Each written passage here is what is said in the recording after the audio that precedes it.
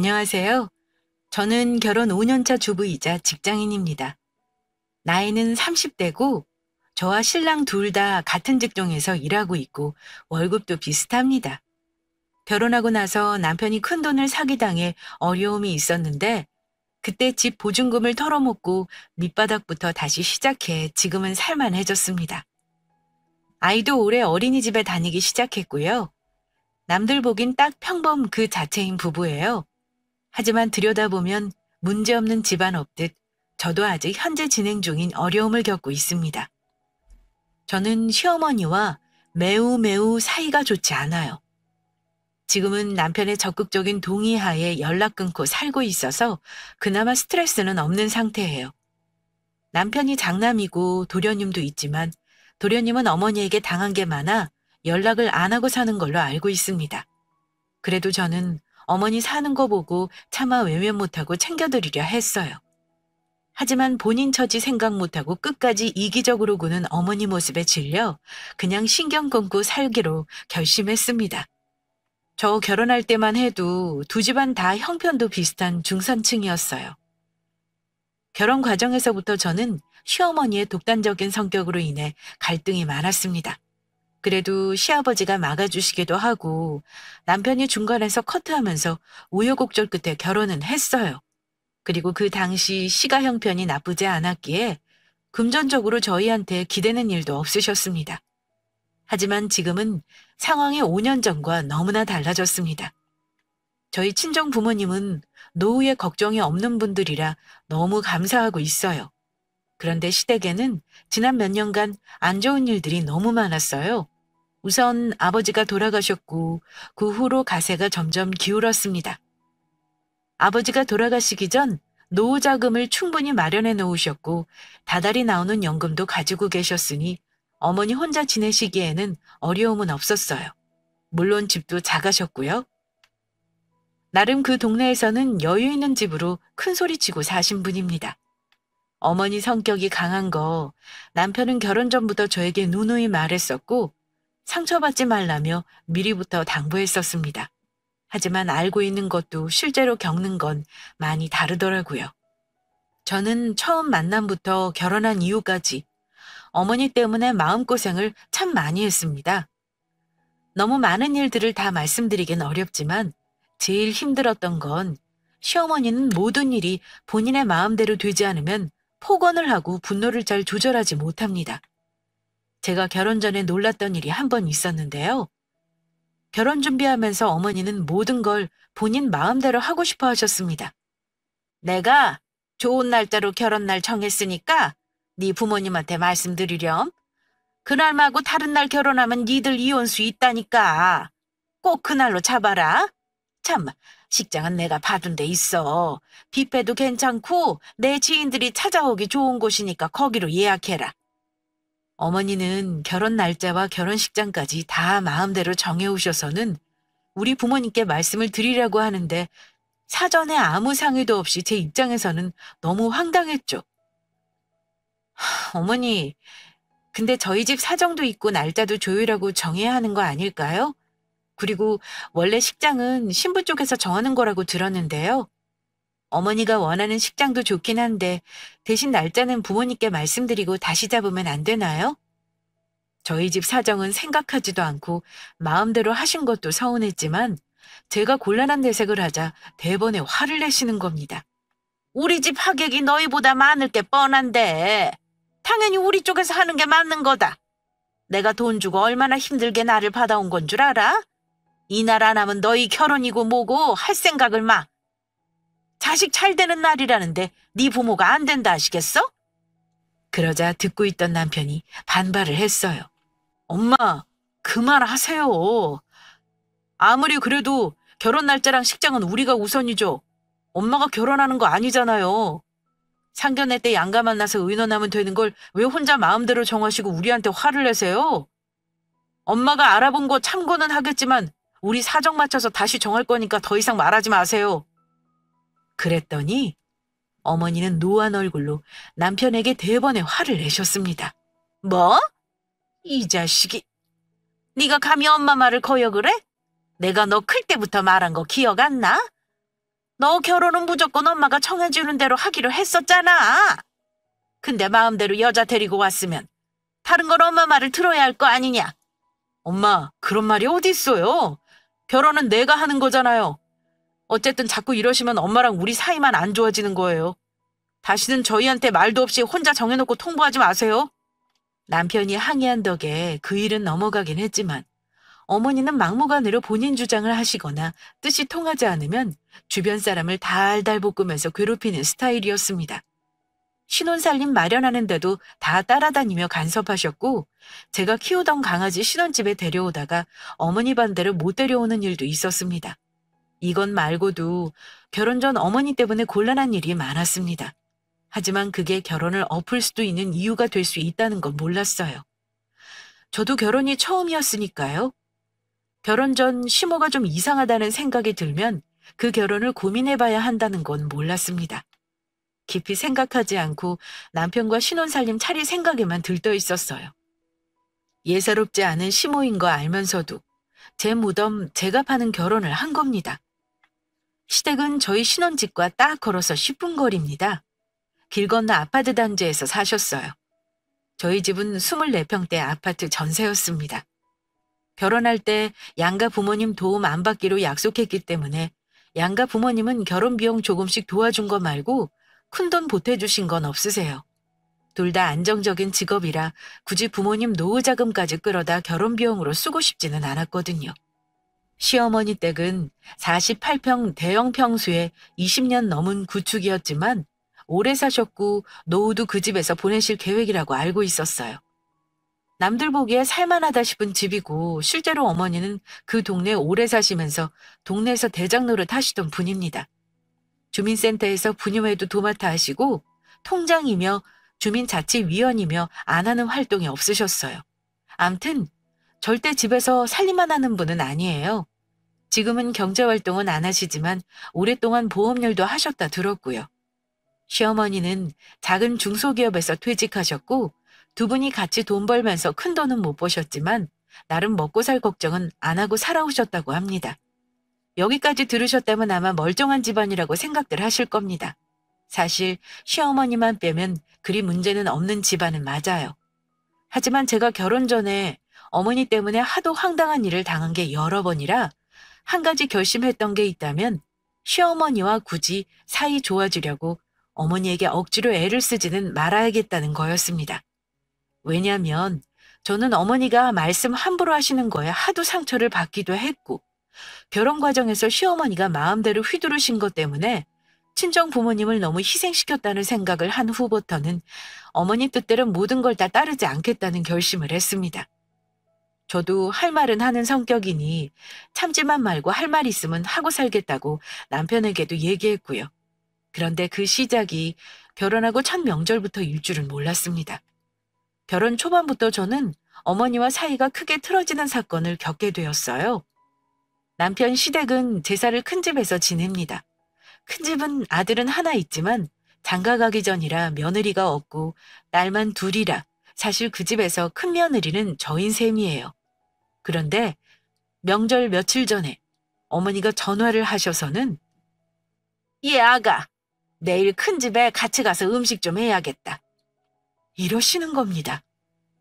보통은 일을 해도 명절 하루 전날 하지 않나요? 그런데 이틀 전부터 아침 일찍 큰 댁에 가자는 말씀을 하시더라고요. 네? 이틀 전부터 가서 일해야 해요? 그날은 어머니 저 일해야 하는데요. 집안 행사 있는데 일이 중하니? 그냥 하루 쉬겠다고 하고 와. 어머니는 제가 하는 일은 우스운 건지 쉽게 연차를 쓰라는 말까지 하셨습니다. 거기까진 이해했습니다. 어쨌든 집안의 첫 며느리가 저였으니 가는 게 맞다고 생각했어요. 어머니가 서둘러 오라시기에 아침 9시에 큰댁에 도착했습니다. 시집온 첫 해, 큰댁에 가서 인사도 드리기 전에 저는 앞치마를 두르고 전부터 붙여야 했네요. 아침에 가서 오후가 다 돼서야 음식 준비가 얼추 끝나더라고요. 음식 준비하면서 의아했던 건 그 집에 시집 안 간 딸 둘은 손 하나 까딱 안 하고 종일 TV 보고 갖다 바치는 음식을 먹기만 했다는 겁니다. 그리고 명절 당일에는 큰댁에 가서 제사를 지내고 뒷정리를 하는데 어머니랑 큰어머니가 저한테만 일을 시키더라고요. 제사상 차리고 치우고 음복상 차리고 치우고 과일 깎으래서 깎고 설거지하고 정말 눈코 뜰 새 없이 바빴습니다. 물론 그거 돕는 사람은 딱 하나, 남편이었습니다. 그것도 자기 엄마 눈치 보면서 슬쩍슬쩍 도와주더군요. 제 속은 이미 부글거리고 있었고요. 그런데 제가 하도 배가 고파 식구들 틈에 끼어 밥 좀 먹어볼까 하는 찰나에 어머니가 그러시더라고요. 얘 아가, 제기는 닦아서 넣어놔야지. 이러시길래 저는 밥숟가락 입에 넣다가 말고 어머니, 저 배가 너무 고파서요. 밥 빨리 먹고 할게요. 이렇게 대답했습니다. 그런데 순간 제 눈에 거실에 누워서 TV 보고 있는 큰댁 직장인 장손과 잠옷 입고 폰 만지고 있는 대학생 딸들이 보이는 거예요. 그래서 제가 그랬습니다. 어머니, 저 아직 밥도 못 먹었는데 저한테 시키실 게 아니라 아가씨들한테 하라 그러시는 건 어떠세요? 제가 큰 집 며느리도 아닌데 꼭 제가 해야 하는 건 아니잖아요. 그러자 시어머니 표정이 울그락불그락 하면서 당황하시더니 호통을 치시더라고요. 이제는 네가 할 일이지. 네가 우리 집안 제일 먼저 시집온 며느리 아니냐. 이렇게 말씀하시며 슬슬 더러운 성질머리에 시동을 걸려고 하시는 겁니다. 순간 옆에 계시던 어머니 성질을 잘 아시는 큰어머니가 크게 당황하시면서 끼어드시더니 예, 현주야. 이리 와서 새언니 밥 다 먹고들랑 같이 제기 닦아라. 라고 하시며 본인 딸에게 제기를 닦으라고 시켰습니다. 제가 당돌하게 말한 거 아니냐 하실 수도 있어요. 하지만 저도 결혼 전부터 쌓인 게 많았고 결혼해서도 지척에 사는 어머니 때문에 힘든 게 많았습니다. 우리 집 제사도 아니고 큰댁에 와서 며느리 노릇 하는 것도 짜증나는데 이래저래 저만 부려먹으니 저도 짜증이 나서 어머니 성질 알면서도 대들게 되더군요. 그런데 제사 지내고 시댁에 돌아오자마자 어머니가 저에게 소리를 지르며 화를 내시더라고요. 예, 너는 시어머니가 하는 말이 웃음니? 뭐가 그렇게 마음에 안 들어서 내내 인상을 쓰고 식구 들리는 데서 시애미한테 말 대답을 해? 이렇게 시작을 하시더니 갑자기 제 얼굴 옆으로 빈 반찬통이 날아오는 겁니다. 저는 처음 당해보는 일에 너무 놀라 얼어 있었고 깜짝 놀란 시어머니와 남편이 어머니를 붙잡고 말렸습니다. 아니, 이 사람이 미쳤어? 어디 며느리한테 물건을 집어던지고 그래? 엄마 그만하세요. 이 사람이 무슨 잘못을 했다고 이러세요? 잘못이 왜 없어? 시어른 하는 말에 말 대답하고 종일 뚱한 얼굴로 앉아서는 내가 아까 큰 집에서 한 대 때리고 싶은 걸 꾹 참은 줄이나 알아. 너네 부모가 이렇게 하라고 가르치던? 집에 가서 가정교육 다시 받고 와라. 어머니는 소리를 지르며 이혼하라는 등의 폭언을 하셨고 허공에 주먹질, 발길질 하는 걸 남편과 시아버지가 겨우 말렸습니다. 저는 정신을 차리고 어머니에게 말씀드렸어요. 어머니가 왜 그러시는지 저는 도통 이해가 안 가네요. 너네 부모라고 함부로 말씀하시지 마세요. 저도 지지 않고 대들자 다툼이 커질 것 같았는지 아버지는 어머니를 붙잡고 남편은 저를 붙잡아 시집에서 나왔습니다. 저는 결혼하고 첫 명절에 그렇게 어머니와 사이가 틀어져 버렸습니다. 그 이후로 어머니와 일절 연락도 하지 않았고 시댁에 갈 일 있으면 남편만 보냈습니다. 물론 어머니는 남편에게 전화하셔서 폭언을 쏟으시고 제 욕을 무지막지하게 하셨습니다. 전 아버님에게는 간간히 연락드렸었고 그 후 아버님 생신에는 케이크와 용돈 챙겨서 남편 편으로 따로 보냈었고요. 아무리 이해하려고 해도 저는 며느리에게 반찬통까지 던지며 가정교육 다시 받고 오라는 어머니는 이해할 수가 없었습니다. 그 후 설이 다가왔을 때 남편이 넌지시 저에게 다시 묻더라고요. 당신 정말 이번에도 안 갈 거야? 우리 엄마 화내실 텐데 그때뿐이야. 당신이 그냥 죄송하다고 한번 사과하고 넘어가면 안 될까? 이러길래 나 이번 일 창피해서 우리 부모님한테는 말도 못했어. 당신 입장 바꿔놓고 우리 엄마가 당신한테 반찬통 던지고 폭언하면 어떨 것 같아? 나는 아무리 생각해도 반찬통에 얻어맞을 만큼 잘못한 게 없어. 당신 보고 가지 말란 말은 안 해. 그래도 당신 어머니니까. 하지만 나한테는 강요하지 마. 남편이 가자는 거 저리 말하며 거절했네요. 하지만 어차피 어머니도 남편에게 이러셨답니다. 너 혼자 올 거면 오고 둘이 올 거면 오지 마라. 남편에게 전해 듣고 어머니는 똥꼬집과 쓸데없는 자존심이 참 강한 분이구나 하고 느꼈습니다. 안 보고 살아도 스트레스가 없는 건 아닙니다. 가까이 살다 보니 남편이 시댁에 혼자 오가는 것도 은근 신경 쓰였고요. 하지만 살다 보니까 어쩔 수 없이 얼굴을 볼 일이 생기고 말았습니다. 시아버지가 평소에 고혈압 빼고는 크게 아프신 데가 없는데 갑자기 쓰러지셔서는 병원에서 지낸 지 2주 만에 돌아가신 겁니다. 사인은 심근경색이셨고 갑작스레 당한 초상에 제가 안 갈 수는 없더라고요. 어머니도 갑자기 돌아가신 시아버지 일로 황망하신지 그때만큼은 저를 보시고도 더 이상 역정을 내지는 않으셨습니다. 어쩌겠어요? 아무리 미워도 남편의 부모인걸요. 갑자기 돌아가신 아버지께 너무 죄송스러워 장례도 정성껏 치러드리고 뒷수습도 남편과 제가 거의 도맡아 처리했습니다. 어머니는 그 넓은 집에 혼자 사시게 되었습니다. 도련님은 지방에서 직장을 다니고 어머니와 결혼 전부터 사이가 그다지 좋지 않았어요. 제가 지켜본 바로는 우리 남편은 그래도 장남이라 어머니가 심하게 들볶진 않은 것 같았습니다. 아마 둘째 도련님은 자라면서 어머니의 감정 쓰레기통 역할을 한 듯 싶었어요. 그러니 아무리 친엄마라고 해도 정이 없었던 거죠. 어쨌든 가까이 사는 건 우리고 어머니는 혼자가 되셨으니 남편이 여러모로 신경을 쓸 수밖에 없는 상황이 되었습니다. 아버지 돌아가시고 재산 정리하는데 집은 어머니 명의로 돌려드렸어요. 저는 어머니 명의 재산이 그동안 하나도 없었다는 걸 그때 처음 알았습니다. 아버지가 거의 도맡아 관리를 하셨더라고요. 그래도 아버지가 착실히 준비해 놓으신 덕에 자식들에게 큰 부담은 없어서 그 와중에 정말 다행이라 싶었습니다. 그런데 아버지가 돌아가시고 나서 이상하게 시댁에 줄줄이 안 좋은 일이 계속 터지더라고요. 이번에는 우리 부부에게 생각지도 못한 일이 터지고 말았습니다. 직장 다니면서 착실하게 2년 동안 돈 모아 집을 마련하려고 했는데 남편이 말로만 듣던 보증을 잘못 써는 바람에 5천이라는 큰 빚을 떠안게 되는 상황이었어요. 지나간 일이니 간단히 말씀드리지만 저희는 그 무렵 이사를 앞두고 있었고 남편이 보증선 돈을 갚을 능력이 없었습니다. 사실상 그 돈 갚으려면 집 보증금을 다 빼고 우리는 길바닥에 나앉게 되는 상황이었어요. 남편이 잘못한 거라 친정 부모님께는 차마 말씀도 못 드렸고 남편이 먼저 어머니에게 도움을 청하겠다고 하더군요. 남편은 어머니 댁에 다녀와서는 실망한 얼굴로 얘기하더군요.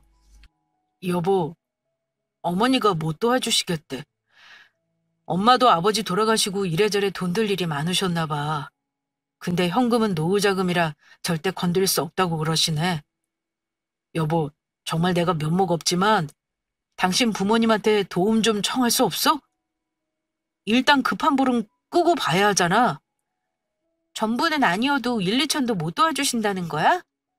우리 결혼할 때 보태준 것도 없고 돈이 없는 것도 아니면서 어쩜 자식이 힘들다는데 돈 없다는 말로 거절을 해? 아버지 돌아가셨을 때 봤잖아.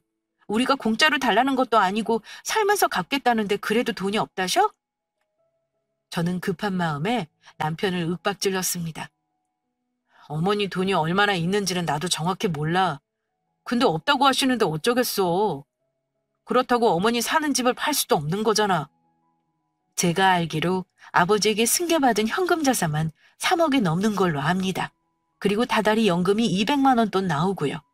근데 자식이 인생의 큰 위기를 겪는데 돈 1,000만 원이 아니라 돈 100만 원도 줄 돈이 없다고 하는 게 말이 되나요? 원래 이기적이고 본인만 아는 분이긴 했지만 그래도 자식 일이잖아요. 해도 너무한다 싶어 이번에는 제가 직접 어머니 찾아가 부탁했습니다. 어머니, 이번에 처음이자 마지막으로 부탁드릴게요. 제가 사고 친 것도 아니고 은서 아빠가 사고 친 거잖아요. 그거 고스란히 떠안으면 저희 이사도 못할 판이에요. 제가 어떻게든 모자란 돈 구해볼 테니까 어머니 조금만 도와주세요. 어머니 저희 도와주실 돈 있으시잖아요. 그냥 달라는 거 아니고요. 매달 얼마씩 꼬박꼬박 갚을게요, 어머니. 그랬더니 어머니가 뭐라고 하셨냐면요. 아무리 부모 자식 간이라도 돈 거래는 하는 게 아니랬다. 지금은 급하니까 갚는다 하겠지만 살다 보면 생각처럼 돈 갚는 거 쉽지가 않을 거다. 있어도 안 줄 거지만 사실 나 지금 진짜 니들 도와줄 여유 없어. 여기저기 투자하느라 나도 빠듯하게 산다는 말이야. 그러니까 내 앞에서 골치 아프게 돈 얘기하지 말어. 어머니는 딱 잘라 거절하셨습니다. 그리고 대체 어디에 뭘 투자하신다는 건지 아버지가 남긴 현금 자산을 투자하느라 돈이 없다는 말씀을 하시는 겁니다. 근데 그 말 듣는데 왠지 모르게 느낌이 안 좋더라고요. 물론 어머니는 돈이 있어도 안 주실 분은 확실합니다. 하지만 투자하느라 돈이 없다는 말은 왠지 거짓말 같지가 않았습니다. 하지만 일단 제 코가 석자라 어머니 거절에 저는 큰 상처를 받았고 분노를 느꼈습니다. 어머니, 정말 너무하세요. 어머니는 자식 내외랑 손녀가 길바닥에 나앉아도 아무렇지 않으세요? 길바닥에 나앉기는 정 갈 데 없으면 내 집으로 들어와 같이 살자. 그럼 되지 않니? 이런 쉰 소리를 하시길래 어머니, 누굴 말려죽일 작정이세요? 차라리 친정으로 가면 갔지 절대 어머니랑은 못 살아요. 어쨌든 저희 도와주실 의향 없는 거로 알고 돌아갈게요. 대신 해결될 때까지 저희 여기 안 올 테니까 오라가라 하지 마세요. 도대체 시어머니는 남편 친어머니가 맞나 싶었습니다. 아무리 도와달라고 사정해봤자 어머니는 100만 원, 아니 10만 원도 도와주실 분이 아니었어요. 그때 부부싸움도 정말 많이 했어요. 물론 남편이 저한테 빌고 잘못했다 했지만요. 결국 저는 친정 부모님께 손을 벌릴 수밖에 없었습니다. 어렵게 말씀을 드렸는데 친정엄마가 그러시더라고요. 예, 너는 그런 일 있으면 엄마한테 빨리 말을 했어야지. 일단 사람이 살고 볼 일인데 돈이 뭐가 그리 중요해? 그 돈 엄마가 마련해 줄 테니까 얼른 갖고 너는 집 이사 갈 거 신경 써. 큰 돈도 아니고만 그걸 중내상내 하지 마라 이거사. 김서방 너무 잡지 말고. 김서방 속은 오죽하겠니? 큰 돈이 아니긴. 엄마 아빠도 오자금 일부인데 내가 미안해서 그렇지. 갚으면 될 거 아니니. 당장 갚지 말고 니들 한숨 돌리면 그때부터 다달이 갚어. 누가 너 공짜로 준다니? 천천히 갚아도 되니까 일단 닥친 문제부터 해결하렴. 그렇게 친정엄마 도움받아서 남편 빚보증 생돈도 해결했습니다.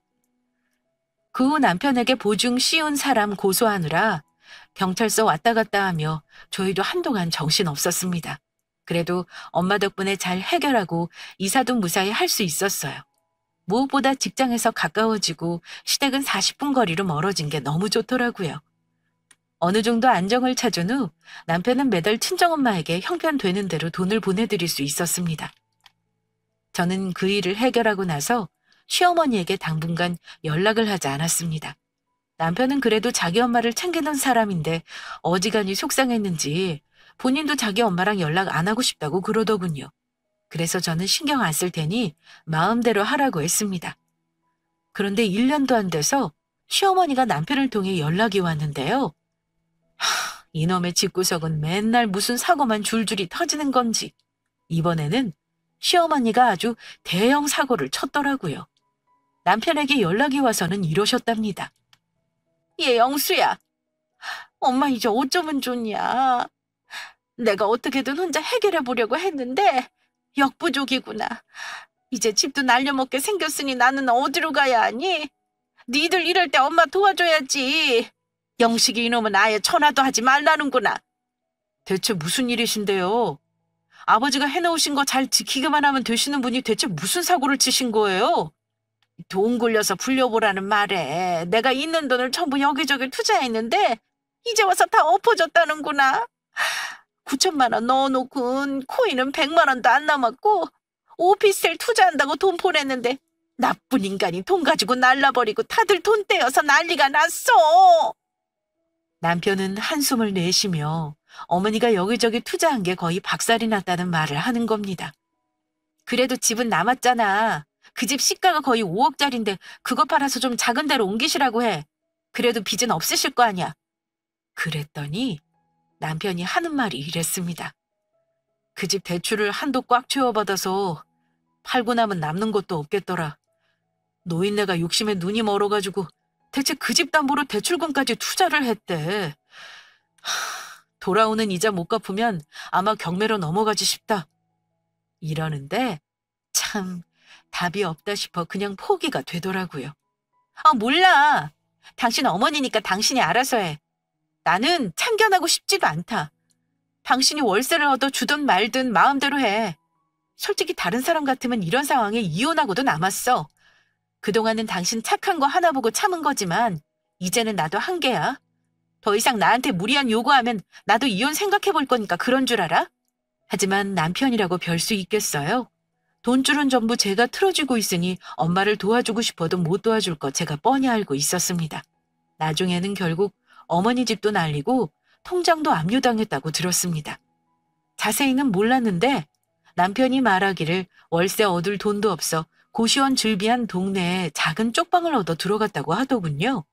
그러면서 머리를 싸매고 괴로워하더라고요. 남편은 그래도 자기 엄마라고 저 모르게 몰래 챙기는 것 같았습니다. 남편은 제 눈치 보느라 차마 말도 못하고 있었는데요. 제가 지나가는 말로 슬쩍 물었습니다. 어머니는 어찌 지내신대? 방 얻었다며. 그동안 모은 돈 다 날리고 말년에 대체 무슨 꼴이래? 당신은 어쩔 생각이야? 도련님이랑 상의는 해봤고? 내 동생 엄마랑 사이 안 좋은 거 알잖아. 자기 학자금 대출도 아직 갚고 있다고 딱 잘라 거절하는데 할 말이 없더라. 여보, 내가 다른 부탁을 안 할게.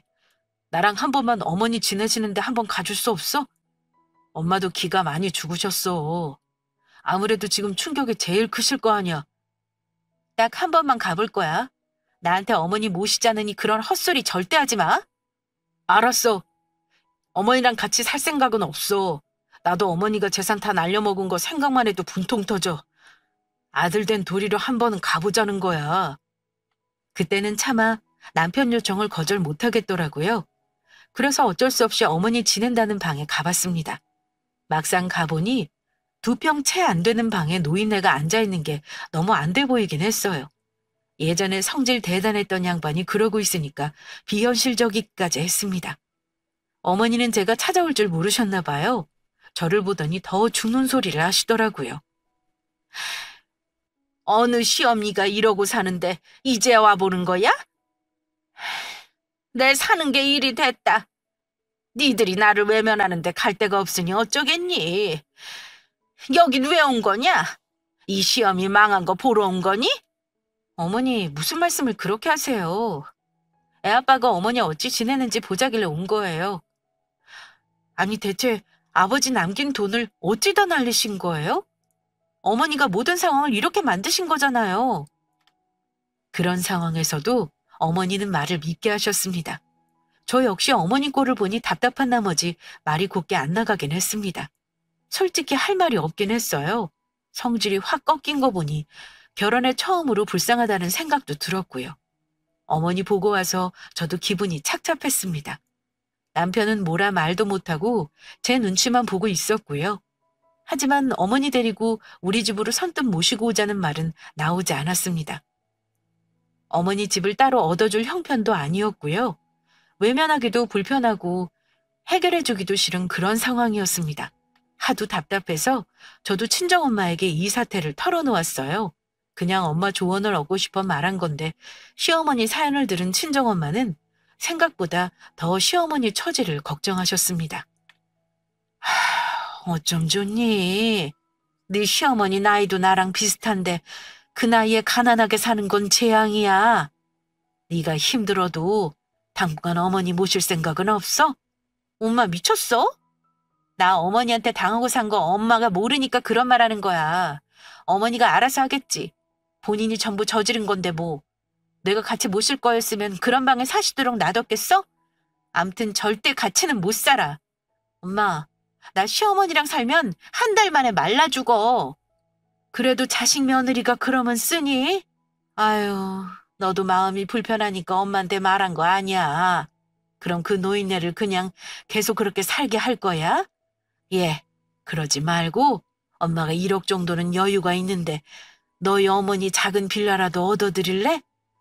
돈은 보증금으로 쓰고 집 뺄 때 나중에 엄마 돌려주면 되잖아.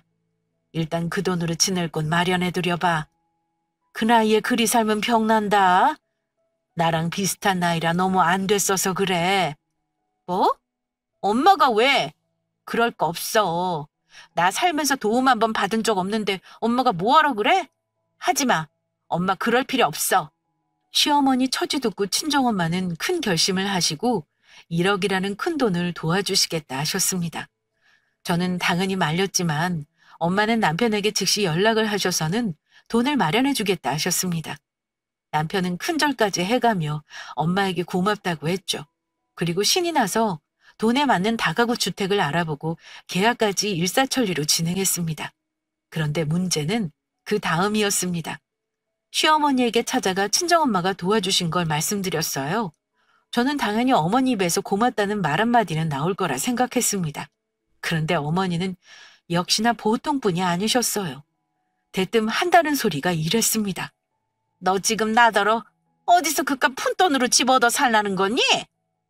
내 의견은 묻지도 않고 이미 계약까지 하고 와서 통보만 하겠다 이거야? 고작 1억짜리 전세? 대체 네 친정엄마는 날 뭘로 보고 그러시는 거라니? 저는 어머니 반응이 도무지 이해가 안 갔습니다.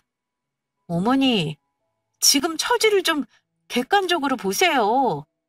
저희 친정 부자 아니에요. 어머니 딱한 사정 두고 도와주시는 건데 지금 고작 1억이라니요? 그렇잖아.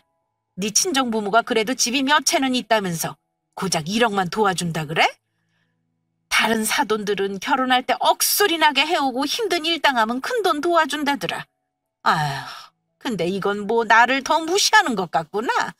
1억으로 빌라 가서 사느니 그냥 여기서 살란다. 어머니, 정말 이사 안 가시겠다 이거죠? 저 2번 안 물어요. 어머니 생각이 그러시면 마음대로 하세요. 나중에 절대 딴 말 하시지 마시고요. 저는 할 말을 잃고 어머니 뜻대로 하시라 했습니다. 남편이 급하게 계약까지 했는데 참 허탈하더군요. 남편은 펄펄 뛰며 어머니를 설득했지만 소용이 없었습니다. 제 생각이지만 어머니는 그때 고집을 부리면서 돈을 더 뜯어내볼 심산이셨던 것 같아요. 저는 그런 어머니 보면서 마지막 남은 자비심마저 다 없어지는 걸 느꼈습니다. 엄마한테 상황을 말씀드렸는데 친정엄마는 호의가 거절당하고 전혀 다른 의도로 매도당한 걸 굉장히 불쾌해하셨어요. 네 시엄마 아직 정신을 못 차렸구나. 이제 됐어. 너나 나는 할 만큼 했다. 그냥 돈 도로 내놔. 계약금 날려도 상관없으니 김서방한테 계약 취소하라고 그래. 다시는 아쉬운 소리 하지 말라고 네 시엄마한테 전해라. 친정엄마는 마음이 상하신 나머지 결국 돈을 돌려받겠다 하셨습니다. 칼자루는 엄마가 쥐고 있으니 남편은 울며 겨자 먹기로 계약을 취소하고 돈을 돌려줄 수밖에 없었고요. 저는 남편에게 다시는 어머니 만나지 않겠다고 말했습니다. 남편 역시 자기 엄마에게 화가 났는지 이제는 나 몰라라 하겠다며 포기를 선언하더라고요. 아마 남편이 시모에게 계약 취소했다고 얘기한 듯 싶었습니다. 저는 더 이상은 어머니 일에 신경 쓰지 않으려 했어요. 그런데 며칠 후 웃기게도 시어머니가 연락도 없이 저를 찾아오셨습니다. 어머니 오신 거 보고 저는 깜짝 놀랐죠. 어머니는 며칠 전 강경한 모습과 달리 뭔가 똥마려운 강아지 같은 모습이었습니다. 저는 어머니가 찾아온 이유를 알 것 같았지만 모른 척하고 물었어요. 어머니, 연락도 없이 왜 오신 거예요? 저는 할 말 없는데요. 그러자 어머니가 한껏 불쌍한 목소리로 하시는 말이요. 예, 내가 생각해보니 아무래도 네 생각이 맞다 싶구나. 빌라면 어떻고 원룸이면 어때? 쪽방에서 일단 나가는 게 중하지. 내 생각이 짧았지 뭐냐. 나는 이렇게 금방 계약을 취소할 줄은 몰랐어.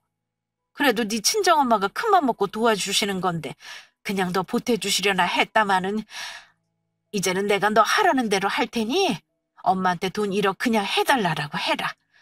아니, 네 남편이 와서 한참을 화를 내고 갔는데 내가 정신이 번쩍 들지 뭐냐. 어머니는 묻지도 않았는데 그 시커먼 본심을 본인 입으로 술술 부시더군요. 저는 기가 막혔죠.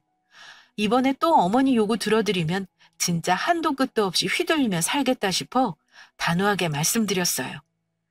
어머니, 이제 늦었어요. 그 집 이미 계약 파기하고 돈 엄마한테 전부 돌려드렸어요. 계약금 손해까지 보셨고요. 저희 엄마 단단히 마음 상하신 거 모르세요? 저 더 이상은 말씀 못 드려요. 그렇다고 제가 돈이 있는 것도 아니고요. 이제는 저도 모르겠으니까 알아서 사세요. 쪽방에서 지내시던 노숙을 하시던 저 정말 모르겠어요. 정 안 되겠으면 둘째 도련님한테 가시던가요. 일이 틀어졌다는 걸 확실히 아셔야 할 것 같아 다시는 어머니와 연락하고 싶지 않다는 말도 덧붙였습니다. 그랬더니 시모는 이제까지 한 번도 보지 못했던 태도로 저에게 사정을 하시더라고요. 내가 이번 일은 진짜 잘못한 것 같구나. 이렇게 내가 사과할 테니 제발 도와줄 수 없겠니? 사돈한테 내가 전화해서 사과드려볼까? 아님 직접 찾아가도 될 것 같은데 어쩌면 좋으냐. 나 저런 방에서 살다가 제명에 못 살지 싶어. 네가 좀 도와다오. 어머니 대체 왜 그러신 거예요? 그때 고맙다 하실 것이지 왜 지금 와서 이러시냐고요.